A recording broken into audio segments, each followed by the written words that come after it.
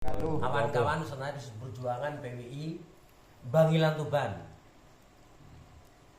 Di sini kita sebagai pengagum dan murid dari Duriah Wali 9. Jadi kita takdim kepada Duriah Wali 9.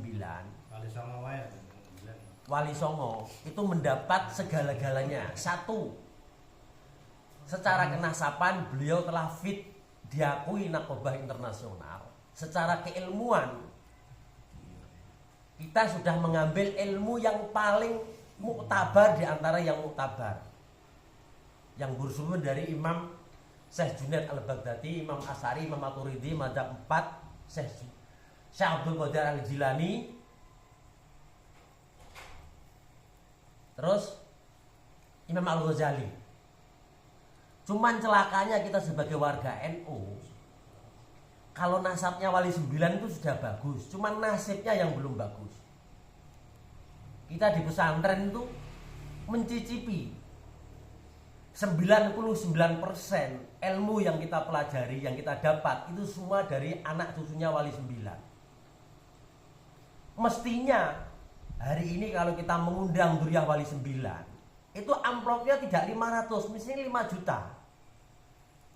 Nasabnya sudah bagus, tapi nasibnya belum bagus. Karena itu terbalik.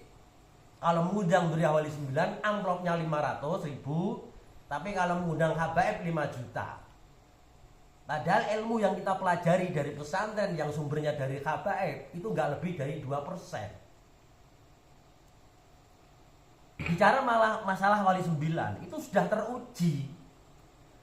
Yang pertama, pada zaman itu perjalanan terlalu jauh.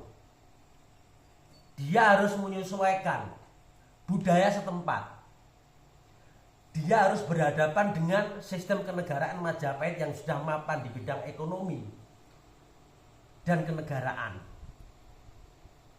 Cuman cukup pakai lir-ilir, sluku-sluku batok, syahadaten, langgar dan sembahyang, itu Majapahit bisa runtuh.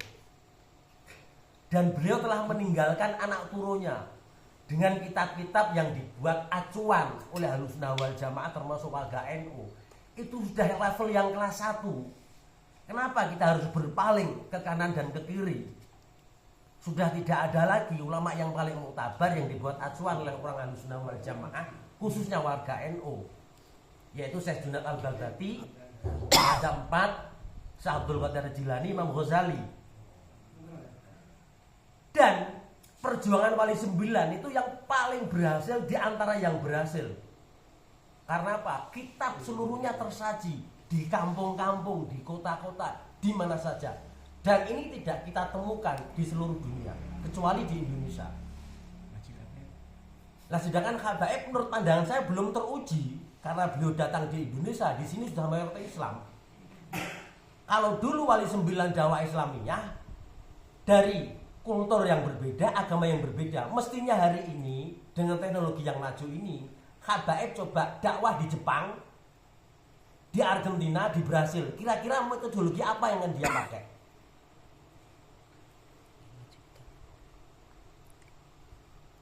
Mungkin itu. Nah, untuk warga NU keseluruhannya, cara berpikirnya harus diubah. Kalau selama ini hanya rame-rame di atas panggung, ya hana-hana. Bagaimana mindset kita balik? Hari ini kalau mengundang habaib, harus disuruh mengaji kitab kuning. Minimal Fathul Qorib, Takrib, Fathul Mu'in. Setuju? Karena selama ini ilmu-ilmu ini yang mengajarkan semua Duriah Wali 9. Rakyat Indonesia, orang-orang Jawa, semua paham ilmu, itu dari Wali 9. Mestinya kalau ngamplop Duriah Wali 9 itu 10 juta, ngaruh habaib 500. Tapi sekarang dibalik. Kalau ngamplop Duriah Wali 9, 500, habaib 5 juta, hanya 2 jam.